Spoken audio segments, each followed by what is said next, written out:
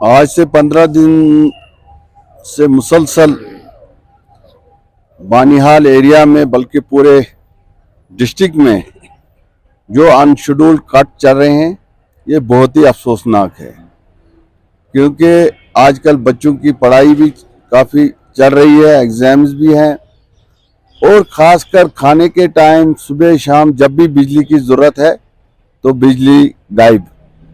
और बिलें जो है हमारे गरीब लोगों को महीने पर अदा करनी होती है, जो कभी 200 हुआ करती थी, आज 400 के करीब 600 रुपया देना पड़ता है पर मंथ।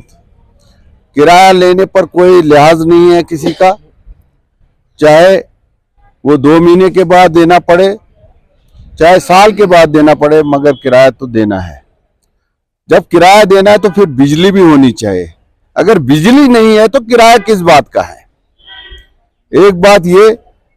दूसरी बात ये सुनने में आई कि एलजी इंतजामिया ये कह रहा है कि हमारे इस चिनाब रीजन में जहां से बिजली की पैदावार होती है, जो पूरे मुल्क को यहां से बिजली सप्लाई होती है, यहां पर मैं ये कह रहा हूं आपके माध्यम से कि यहां पर तो बिजली फ्री होनी चाहिए, क्योंकि बिजली का जो मंबा है वो यहां पर है, हमारे चिनाब वैली में। बिजली हम लोग यहां पे जनरेट कर रहे हैं। आज हम इस मुतालबे को फिर दोहरा रहे हैं कि स्टेट में जितने पावर प्रोजेक्ट्स हैं, इसमें बेशतर जो प्रोजेक्ट्स जिन्होंने अपना कर्जा चुकाया है वो स्टेट के लोगों को हवाला किया जाना चाहिए। इसके असली मालिक जम्मू कश्मीर के लोग हैं। ये अल्लाह का दिया हुआ यहां पर तोहफा है जम्मू कश्मीर के लोगों को कि यहां पर पानी का जो बहाव है, जिससे बिजली पैदा की जाती है और पूरे मुल्क को सप्लाई की जाती है, और यहां के लोग, जम्मू कश्मीर के लोग बिजली के लिए इस वक्त तरस रहे हैं। ये नाइंसाफी नहीं है और क्या है? यहां पर अगर बंदूक उठाने की बात है तो वो तो इन्हीं चीजों से है।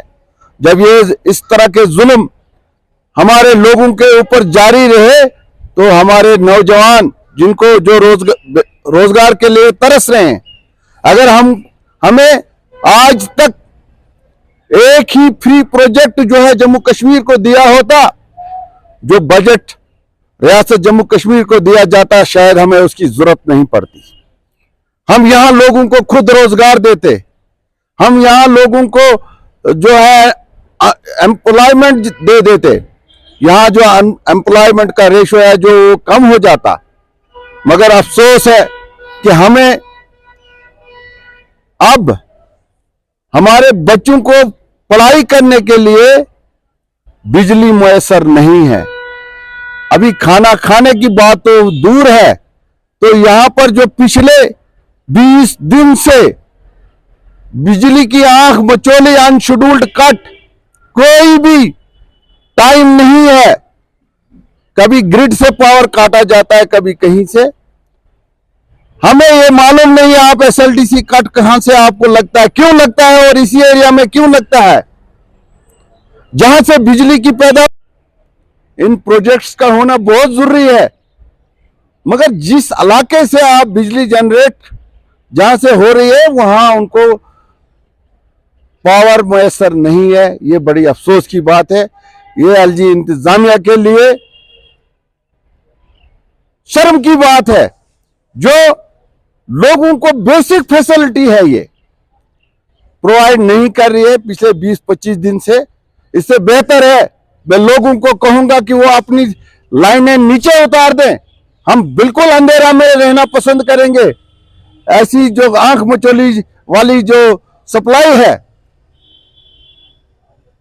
लिहाजा मैं आपके माध्यम से ये कहना चाहता हूं, जो 132 केवी लाइन से यहां पर सप्लाई थी उसको फिर से बहाल किया जाए, और हम 1-2 दिन में आपको ये वार्न करते हैं, अगर ये आपने रवैया ठीक नहीं किया तो हम लोगों के हमरा इस सड़क पर आएंगे, जो जम्मू कश्मीर की शहरग है, इस पे लात रख के तुम्हारा सांस बंद कर देंगे।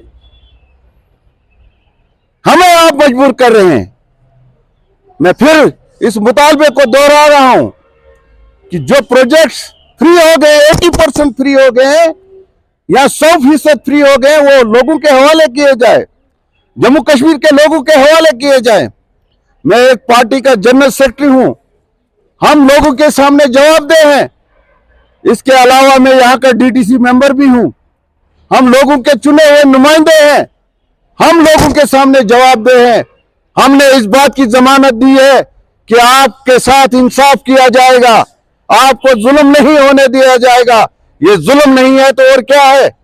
मैं एलजी साहब से ये पूछना चाहता हूं कि वो फौरी तौर मुदाखलत करके इस बिजली सप्लाई को बहाल करें। हम देखेंगे 2 दिन के अंदर ये डिपार्टमेंट इस रवैये को दुरुस्त नहीं करेंगे तो हम एक बहुत बड़ा एहतिजाज की कॉल देंगे और यहां पर आपका लैंड ऑर्डर संभालना मुश्किल हो जाएगा। मैं ज्यादा न कहते हुए आप लोगों का शुक्रिया अदा करता हूं कि आप लोग इस मेरी प्रेस कॉन्फ्रेंस में यहां आए, जहां हमने पीसफुल तरीके से अपनी बात रखी। मुझे उम्मीद है कि डिपार्टमेंट मेरी इन बातों को सुनकर संजीदगी से इस पर गौर करेगी और इस सप्लाई को बहाल करेगी। आप लोगों का बहुत बहुत शुक्रिया।